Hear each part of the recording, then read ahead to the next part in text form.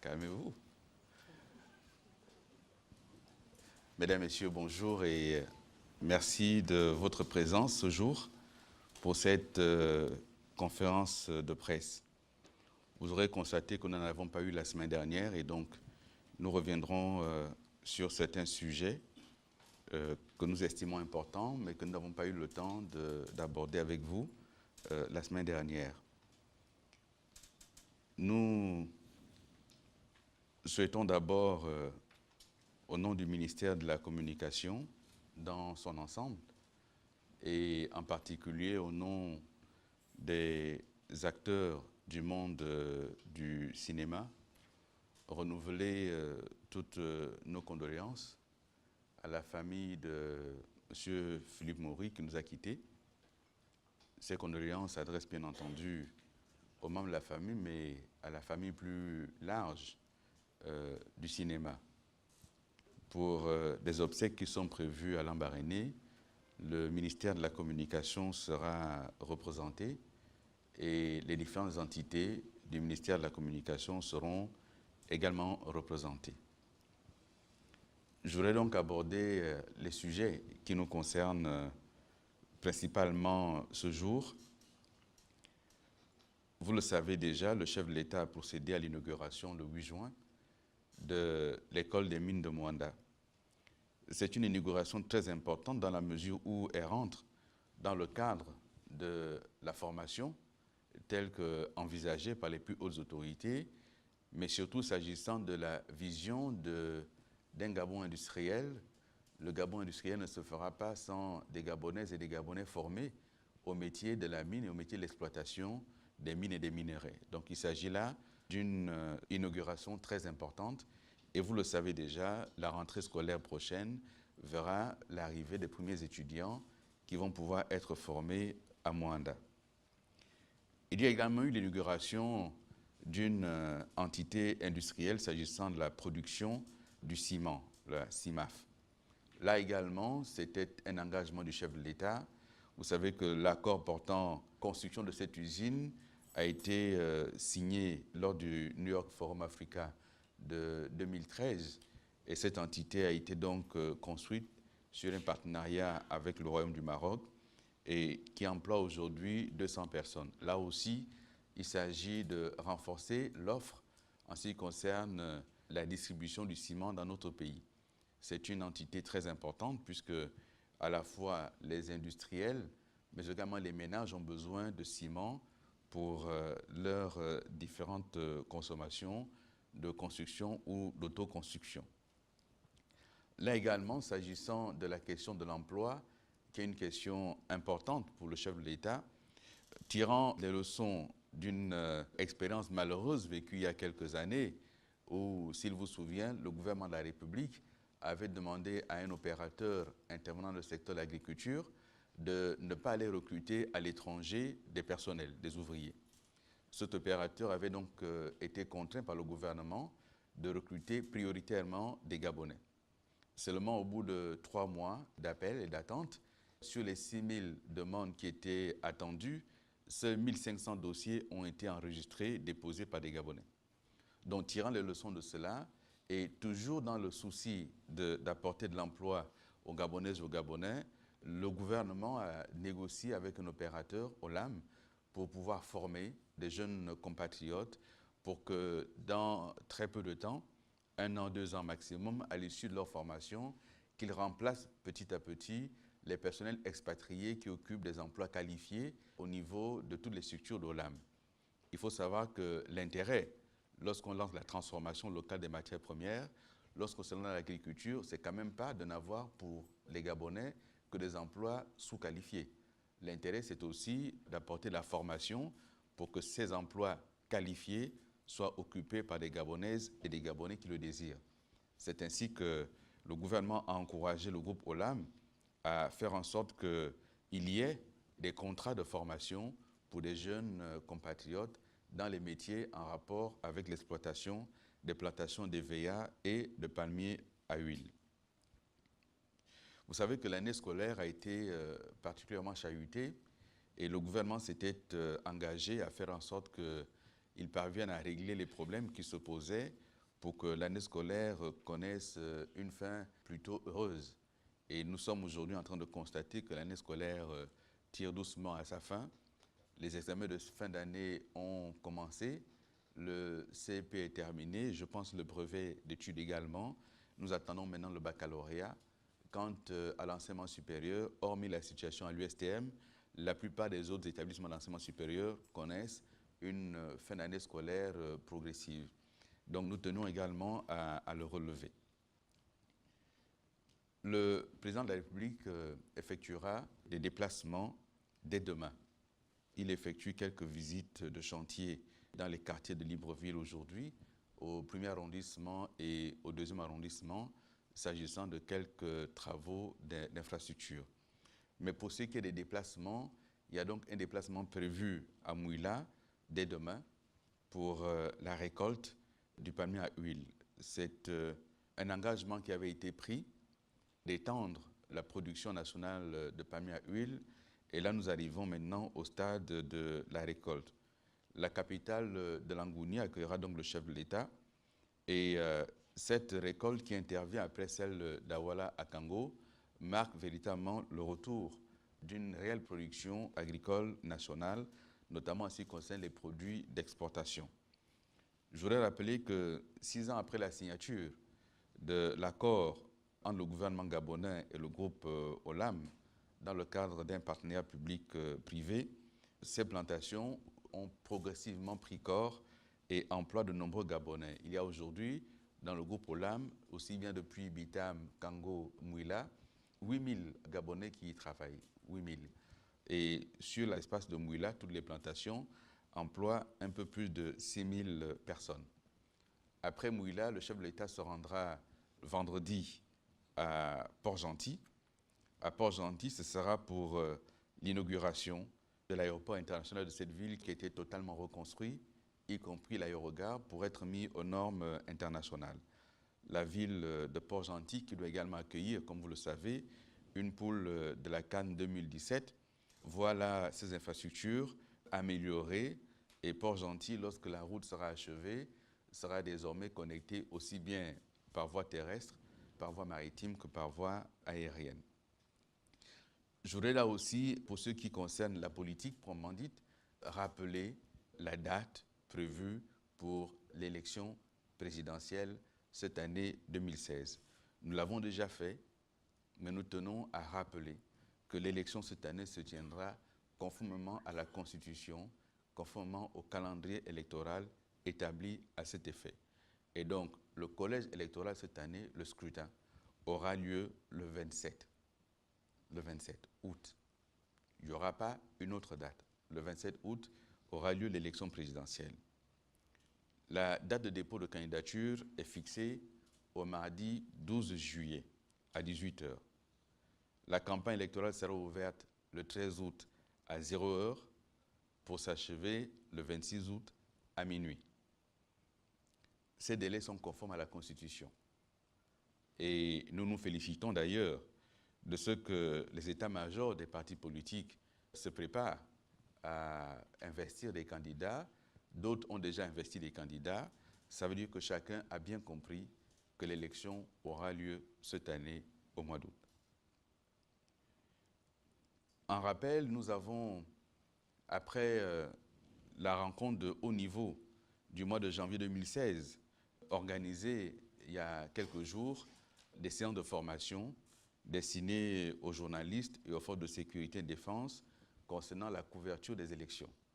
Nous avons fini avec Libreville et depuis ce matin, ces sessions de formation se déroulent à Port-Gentil avant de se poursuivre à Franceville et Oyem. Ce sont des sessions de formation qui sont organisées par le gouvernement de la République à travers le ministère de la Communication, par le Conseil national de la communication également, avec l'appui de nos partenaires du système des Nations Unies et de l'OIF. Alors, vous l'avez lu dans la presse, le Gabon avait engagé un emprunt sur le marché sous-régional. C'est un emprunt qui a connu un réel succès dans la mesure où les souscriptions ont été au-delà des attentes du gouvernement, ce qui montre bien que la signature du Gabon, elle compte au niveau des marchés et que nous pouvons faire confiance à nos gouvernants pour ce qui concerne la capacité à lever les fonds, mais surtout la capacité à faire en sorte que les fonds levés aillent effectivement en direction de ce pourquoi on les a levés. Là, pour le coup, il s'agit de financer les travaux d'infrastructure. Nous avons été hier sur le terrain à la rencontre de Gabonaises et de Gabonais et une problématique que nous avions déjà évoquée dans cette salle est revenue, celle en rapport avec la CNAMGS et le constat qui est fait que dans certains hôpitaux, de nombreux agents préfèrent servir en priorité les compatriotes qui ne sont pas détenteurs de la carte de la CNAMGS parce que ces derniers payent directement. Donc c'est une situation qui a été rappelée et pour laquelle nous tenons à rappeler la position claire du chef de l'État sur ce sujet. C'est un outil qui a été mis en place pour aider les Gabonaises et les Gabonais. Il n'est pas question qu'on ait le sentiment dans les hôpitaux que les détenteurs de la CNAMGS sont des parias qu'il faut traiter en second lieu. Cette situation n'est pas acceptable et ni le chef de l'État ni le gouvernement ne toléreront. Donc des inspections seront menées, des enquêtes seront diligentées et les agents publics qui seront pris sur ces comportements seront lourdement sanctionnés. Il n'y aura pas là-dessus à tergiverser. Il s'agit de rendre service aux Gabonaises et aux Gabonais. Il ne s'agit pas de faire en sorte que la CNAMGS devienne un frein pour accéder aux soins de santé. C'est le contraire qui doit se produire. Celui qui a sa carte doit accéder aux soins de santé sans se sentir discriminé d'une façon ou d'une autre. Je voudrais terminer sur un dernier point. Depuis quelques jours, un opérateur de téléphonie mobile a engagé une campagne de communication. Et bien entendu, la communication en République gabonaise est libre, mais sous réserve du respect de la loi. Et cette campagne qui a été engagée, malheureusement, par certains aspects, viole la loi gabonaise sur la publicité. Je rappelle qu'aucune campagne publicitaire ne peut être engagée sur le territoire national si cette campagne porte des éléments discriminatoires envers tout ou partie de la population. Ou alors si cette campagne ne respecte pas les droits de la personne, ou alors si cette campagne porte atteinte à la nation ou au pays. Et cette campagne, malheureusement, ne respecte pas ces éléments-là, puisqu'il y a de la stigmatisation, puisqu'il y a une atteinte grave à l'image de notre pays. Et donc, nous demandons clairement que cette campagne cesse, et nous allons saisir les autorités compétentes, en commençant par l'opérateur, pour arrêter cette campagne. Et si ce n'est pas fait, nous irons plus loin et nous saisirons les autorités compétentes. Il n'est pas question d'accepter sur notre territoire des campagnes qui discriminent une partie de la population ou qui portent atteinte à l'image et à l'honneur du pays.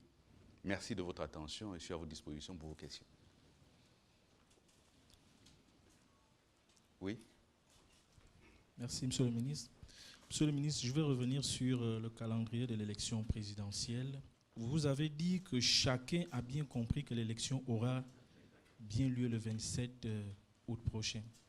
Mais Monsieur le ministre, dernièrement, il y a un des candidats déclarés, en la personne de Monsieur Casimir Oyemba, qui a déclaré qu'il adresse une invitation à ceux de ses frères de l'opposition pour mener une démarche qui viserait à empêcher la candidature du président Ali Bongo. Quelle est votre réaction par rapport à cette déclaration? Une dernière préoccupation, il s'agit du mouvement dynamique pluriel, Monsieur le ministre. Le mouvement a été créé pour soutenir la candidature du président de la République, mais il se dit ici et là, Monsieur le ministre, que ce mouvement aurait pour ambition de prendre la place du président de la République, de poser une candidature au cas où la candidature du président serait empêchée par la CNEP. Que pensez-vous de ces dires, Monsieur le ministre? Merci. Et lequel des membres de la dynamique serait donc le candidat potentiel? Ah. Bien. Là, on est dans la politique fiction. Vous savez que M. Paul Biya-Oguemba est membre du comité permanent du PDG. Il est donc militant du PDG. Et si même il avait cette ambition, au vu des délais qui restent à courir, c'est trop tard. Même s'il démissionnait aujourd'hui, sa candidature ne serait plus acceptée parce qu'il aurait démissionné trop tard. C'est pour ça que l'autre s'est précipité à démissionner avant une certaine date. Vous voyez de qui je parle. Donc là, c'est trop tard pour que quelqu'un démissionne et se porte candidat. Donc, vous comprenez que cette question, malheureusement, c'est des supputations inutiles. Ça n'a aucun sens. La dynamique plurielle est un mouvement qui rassemble des hommes et des femmes qui sont des militants et militantes des partis politiques, mais au-delà des partis politiques, comme nous l'avons déjà signifié, c'est aussi la société civile, associations, ONG, syndicats, y compris des personnalités indépendantes. Donc, l'élection présidentielle aura lieu à la date indiquée. Et la dynamique plurielle est un mouvement de soutien à la candidature et à l'élection d'Ali Bongo Ondimba, sans autre arrière-pensée. S'agissant de votre première question, je dois dire que nous sommes toujours un peu étonnés, un peu surpris de constater que jour après jour, les acteurs politiques gabonais et principalement de l'opposition ne prennent pas la mesure de ce dont il s'agit. Il s'agit d'élire le président de la République. Pour ce qui nous concerne, nous ferons en sorte que Ali Bongo soit réélu président de la République. Pour ce qui les concerne, ils ont intérêt à présenter aux Gabonaises et aux Gabonais l'alternative crédible à Ali Bongo. De se concentrer à je ne sais trop quelle stratégie. À un moment, ça a été ils ont appelé ça comment? DTE, c'est ça? Bien. Nul ne sait où ils en sont aujourd'hui. Ensuite, on a dit qu'on allait tout faire pour que les institutions empêchent Ali Bongo d'exercer. On ne sait pas où on en est aujourd'hui. Je rappelle simplement que l'élection présidentielle aura lieu dans les délais prévus par la Constitution. Pour ce qui est de M. Oyemba, Casimir, peut-être ne l'a-t-il pas compris, mais il est aujourd'hui un candidat de substitution de l'Union nationale. Ce n'était pas le premier choix de l'Union nationale. L'Union nationale en arrive à Casimir parce que le premier choix, malheureusement, s'en est allé chercher fortune ailleurs. Et je pense même qu'Oyemba n'est pas le deuxième choix, il est même le troisième choix. Donc lorsqu'on est le troisième choix et que maintenant on cherche des alliances avec ceux qui auraient été les premiers choix, je pense qu'il s'apprête à nouveau à renoncer à la candidature. C'est ça qu'il faut comprendre. Comme il ne peut pas aller jusqu'au bout et qu'il s'est engagé cette fois-ci à ne pas renoncer, donc il lui faut la stratégie qui justifierait qu'il ne soit pas candidat. Donc nous attendons sa candidature parce que là, face aux Gabonaises, aux Gabonais, nous ferons la démonstration que s'il a été un Premier ministre, collaborateur, il n'a pas de quoi aller plus loin que ça. Merci. Monsieur le ministre. Monsieur le ministre, je voudrais revenir sur la situation de la CNAMGS que vous avez évoquée dans votre propos. Vous avez également évoqué les mesures que les autorités que vous êtes entendent prendre par rapport à ces structures sanitaires qui manifesteraient de la réfraction vis-à-vis des détenteurs de la carte de la CNAMGS. Mais monsieur le ministre, est-ce qu'aujourd'hui, la CNAMGS est à jour de ses obligations vis-à-vis de ces structures sanitaires? Est-ce que ce n'est pas le fait que la CNAMGS ne puisse pas véritablement répondre à ses obligations vis-à-vis de ces structures sanitaires qu'elles sont aujourd'hui devenues réfractaires aux détenteurs de cette carte? Bon, d'abord, je n'indiquais pas qu'il s'agissait de structures sanitaires entières. J'indiquais qu'il y a certains comportements de quelques agents. S'agissant des structures à la fois des cliniques, des hôpitaux et des pharmacies, il faut savoir que de nombreuses pharmacies aujourd'hui continuent à exister et font des bénéfices grâce à la CNAMGS. Si la CNAMGS aujourd'hui se retirait, il y a des pharmacies qui fermeraient. Il faut voir les queues qu'il y a dans les pharmacies aujourd'hui et les chiffres montrent bien que ce sont des milliards qui sont reversés aux pharmacies pour prendre en charge les soins de santé des Gabonaises et des Gabonais, en ce qui concerne les médicaments. Il faut savoir aussi que ce que la CNAMGES verse aux hôpitaux contribue aujourd'hui à maintenir les plateaux techniques, à les équiper. Et le gouvernement, par le ministère en charge de la Santé, veillera à faire en sorte que cet argent soit effectivement utilisé à maintenir les plateaux techniques. Maintenant, il est probable qu'il y ait eu parfois des retards dans le versement de ce que la CNAMGES doit aux structures de santé, mais ceci ne peut pas justifier que les détenteurs de la carte ne soient pas aussi bien traités que ceux qui payent directement. Ce n'est pas justifiable et rien ne peut le tolérer. Merci, Monsieur le ministre. Monsieur le ministre, nous avons suivi dimanche dernier une émission sur RFI où 2 ministres de la République gabonaise étaient appelés à faire le bilan sur les travaux infrastructurels du président de la République ou alors de ce mandat. La question que je voulais vous poser, parce qu'on n'a pas bien saisi, il y a un point qui m'a échappé. C'est exactement combien de kilomètres bitumés entre 2009 et 2016? Parce que la question n'avait pas été bien élucidée. La réponse était pas un peu claire. Deuxième question, c'est la CONACYCED et le SINAMAG font l'actualité pour avoir fait reculer l'exécutif. C'est un aveu d'échec, c'est une erreur au départ, ou alors, comme dirait l'autre candidat qui s'est déclaré en retard, est-ce que là, on ne parle pas de bourou-bourou, comme il a dit? Alors, parlons de cette histoire d'ordonnance. Monsieur Guy Zoubandama se fait fort aujourd'hui de qualifier les actes posés par l'exécutif comme étant ce que vous avez dit et que je ne reprends pas. Dans la chaîne d'adoption des lois, l'Assemblée nationale joue un rôle constitutionnel.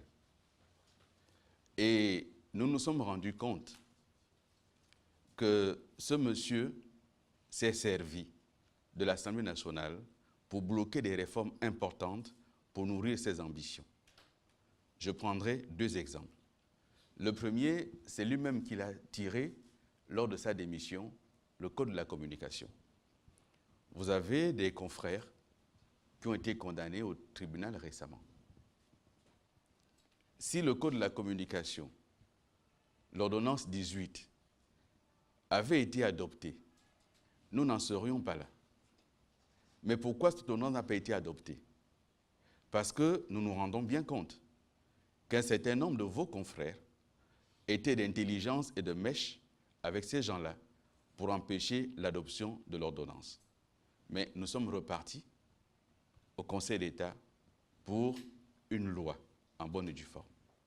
Le deuxième exemple que je prendrai est cette ordonnance qui a donc été frappée de caducité. De quoi s'agit-il? Il s'agit de moderniser l'administration publique. Il s'agit de faire en sorte que ce qui est déjà inscrit dans la loi entre en application. Il s'agit d'arrêter l'avancement automatique et de faire en sorte que les gens soient évalués pour mériter un avancement. Exactement comme les enseignants évaluent leurs élèves pour leur passage en classe supérieure, il faut que la hiérarchie évalue les agents pour leur passage en grade. D'avoir fait en sorte que cette ordonnance ne soit pas ratifiée, alors que le Sénat l'avait déjà adoptée, c'était donc un calcul politicien qui visait à mettre le gouvernement en difficulté, mais ils n'y parviendront pas pour des raisons simples. Dites aux Gabonaises et aux Gabonais aujourd'hui qu'on va annuler le nouveau système de rémunération. Qui va en porter la responsabilité? Le gouvernement ou ceux qui se sont servis des institutions pour des manœuvres politiciennes? C'est les questions qu'il faut poser. Et pour ce qui nous concerne, ce matin, j'en ai parlé avec le ministre en charge de la fonction publique. La solution, elle existe. Déjà, la loi prévoit, la loi qui fixe aujourd'hui le cadre dans lequel on doit gérer les agents publics, cette loi prévoit l'évaluation. Le ministre prendra donc des dispositions qui s'imposent pour que les agents soient évalués. Donc que ceux qui crient victoire attendent encore un peu. Mais vous ne relevez pas que les leaders de la CONACYCED, tout comme ceux de Dynamique Unitaire, ont abandonné le mouvement social pour s'engager désormais en politique. Ils l'ont dit eux-mêmes. Ils ont dit que maintenant, ils s'engagent en politique. Donc là, on n'a plus affaire à des syndicalistes. Ce sont des acteurs politiques sous la peau de syndicalistes. Et le moment venu, il faudra qu'ils aient le courage de se présenter aux élections et de dire aux Gabonaises et aux Gabonais qu'en fait, ils se sont servis des syndicats pour des visées politiciennes. Et là, c'est eux-mêmes qui l'ont dit, ce n'est pas nous. Donc voilà, il n'y a aucune victoire. L'ordonnance a été frappée de caducité, mais la loi prévoyant déjà qu'il y aura des évaluations, la solution sera trouvée dans le cadre de la loi. Je sais. Non, attendez. Le président n'a révisé aucune décision. Il n'y avait pas une décision de justice. C'était le Conseil supérieur de la magistrature. Et le président de la République est à l'écoute de ses concitoyens. Lorsque le président écoute ses concitoyens, vous dites c'est une victoire, il a reculé. Lorsqu'il n'écoute pas, vous dites qu'il ne dialogue pas, il n'écoute personne. Il faut quand même savoir, il est à l'écoute de ses concitoyens. Un problème s'est posé, il a reçu d'abord les hauts magistrats, il a ensuite reçu le syndicat, il a donc décidé de regarder cela sereinement au cours d'un prochain conseil supérieur de la magistrature. Je ne vois pas où est la victoire et je ne vois pas où est la reculade. Il n'y a que rien de plus normal que d'écouter les compatriotes lorsqu'un problème se pose. Et ce qui s'est passé. Bien. Oui, et la jeune dame également veut prendre la parole. Ok, merci, Monsieur le ministre. Toujours dans l'ambiance des présidentielles, à qui incombe la responsabilité de rejeter la candidature d'un candidat à l'élection présidentielle? Est-ce les acteurs politiques? Est-ce la CENAP? Ou est-ce les magistrats? Et la deuxième question, le chef de l'État disait « Je vais faire du Gabon un pays émergent ». 6 ans après, a-t-il obéi à certains critères lorsqu'on sait que l'émergence ne se décrète pas, mais pour respecter un certain nombre de critères? Merci. Et il n'a pas fiché l'horizon pour l'émergence. 2025, bon, Monsieur le ministre. Lorsqu'on y sera, vous poserez la question.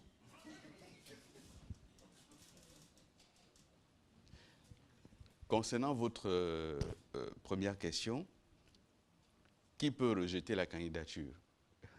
Mais personne ne peut rejeter la candidature en dehors des institutions prévues pour réguler la démocratie et pour valider les candidatures. Et elles sont connues, elles sont fixées par la loi. Et aucun citoyen, aucun parti politique ne peut rejeter la candidature d'un autre citoyen ou d'un autre parti politique. Mais le sens profond de ce qui se fait, vous voyez là, je prends un exemple. Se joue actuellement l'Euro en France, la Coupe d'Europe des Nations. Et la France organise, et la France a l'ambition de remporter l'Euro. Et les supporters de l'équipe de France ne demandent pas que les autres soient disqualifiés afin qu'eux, ils gagnent la coupe. Il faut gagner la coupe sur le terrain. C'est là que ça se joue. Manifestement, notre position a bien compris qu'elle ne peut pas gagner face à Ali Bongo, parce qu'Ali Bongo, malgré les difficultés, a un bilan que nous sommes prêts à défendre et que nous défendons. Et cette opposition, malheureusement, ils n'aiment pas ça, mais nous continuons à dire qu'elle n'a pas de projet. Et le premier qui a présenté un projet, les autres ont crié à la fraude, au plagiat. Avant même que nous on ait parlé, l'opposition elle-même a dit, voici un projet qui a été... Il a plagié à gauche et à droite. Vous vous en souvenez, non? Vous savez de qui je parle? Bon. À part lui, qui d'autre a présenté un projet? J'ai entendu l'autre jour le nouvel opposant qui s'est déclaré juste à temps nous promettre qu'il va réviser la Constitution. Il faut quand même, pour ceux qui n'ont pas mon âge et qui sont peut-être là dans cette salle ou qui vont nous écouter le soir, il faut quand même se souvenir que la Constitution actuelle, ce monsieur est un des acteurs de ce qu'il y a maintenant une élection à un tour. Et à l'époque, pour justifier l'élection à un tour, ils disaient que l'élection coûte trop cher et que faire 2 tours, c'est dépenser trop d'argent, que le pays est en crise. Mais le pays, justement, est en crise aujourd'hui. Vous comprenez? Le deuxième exemple, toujours concernant ce monsieur, vous connaissez Maître Yanundo. Vous connaissez M. Jean-Christophe Ono. Ils étaient députés à l'Assemblée en même temps que moi. Et est arrivée la révision de la Constitution actuelle. Pour avoir critiqué certains aspects de cette Constitution, dont la question de l'élection à un tour, ce monsieur qui veut maintenant réviser la Constitution pour arriver à 2 tours, a décidé, avec d'autres, de les exclure du PDG. C'est ainsi qu'ils sont allés dans l'opposition. Bon, il n'est jamais trop tard pour se souvenir qu'on a mal fait. Mais quand on demande pardon, puisque la mode est pardon, il y a un autre qui a aussi demandé pardon au peuple gabonais. Il n'y a pas de pardon sans rémission des péchés. Quand vous demandez pardon, il faut d'abord restituer ce que vous avez pris au peuple. Lorsque vous aurez restitué, à ce moment, le peuple va évaluer s'il peut vous pardonner. Mais tout le monde n'est pas à mot. La mode est au pardon depuis qu'André a demandé pardon.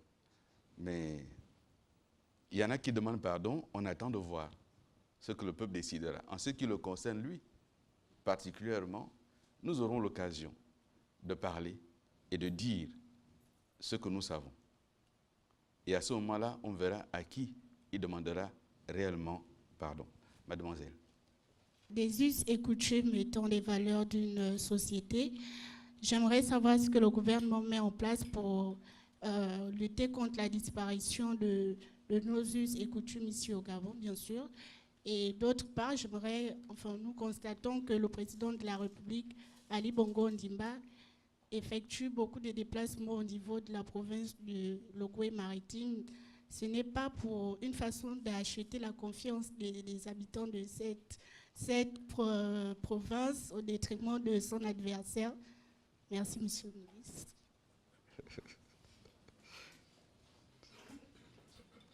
Mais cet adversaire-là aussi effectue beaucoup de visites à la province du Haut-Ogooué.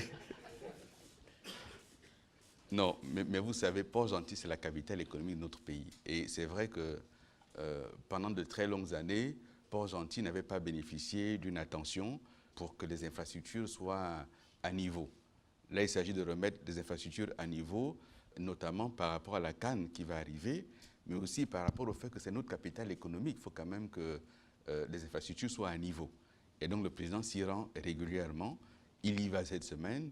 Il repartira certainement la semaine d'après. Ça n'a aucun lien avec ce que vous évoquez. Comme on dit, toute ressemblance avec serait fortuite. Il n'y a aucun lien avec ce que vous évoquez. Il y a un lien d'attachement avec la province de Logoué maritime qui abrite la capitale économique et qui est une province qui, pendant très longtemps, a porté l'économie du pays et continue à porter l'économie du pays. Et le chef de l'État a dit, il est temps que le Gabon rende à Logoué maritime ce que Logoué maritime a donné au Gabon. Et c'est ce qu'il est en train de faire et rien à voir avec une quelconque candidature dont on ne sait pas d'ailleurs s'il ira jusqu'au bout, puisqu'il y a encore apparemment l'arlésienne de la candidature unique. Merci de votre attention et il y a une question à laquelle je n'ai pas répondu.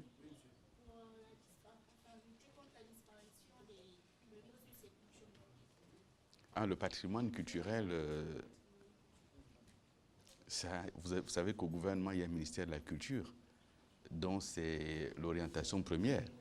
Et le gouvernement de la République, dans son ensemble, travaille à cela. Mais naturellement, il y a des choses qui évoluent, il y a des coutumes qui disparaissent, il y en a qui sont bonnes, il y en a qui sont mauvaises, mais il faut tout faire pour sauvegarder ce qui est bon et laisser disparaître ce qui est mauvais. Ce n'est pas tout qui est à garder parce que c'est coutume. Mais votre question est d'intérêt, nous y travaillons. Merci, madame. Excellente fin d'après-midi. À bientôt.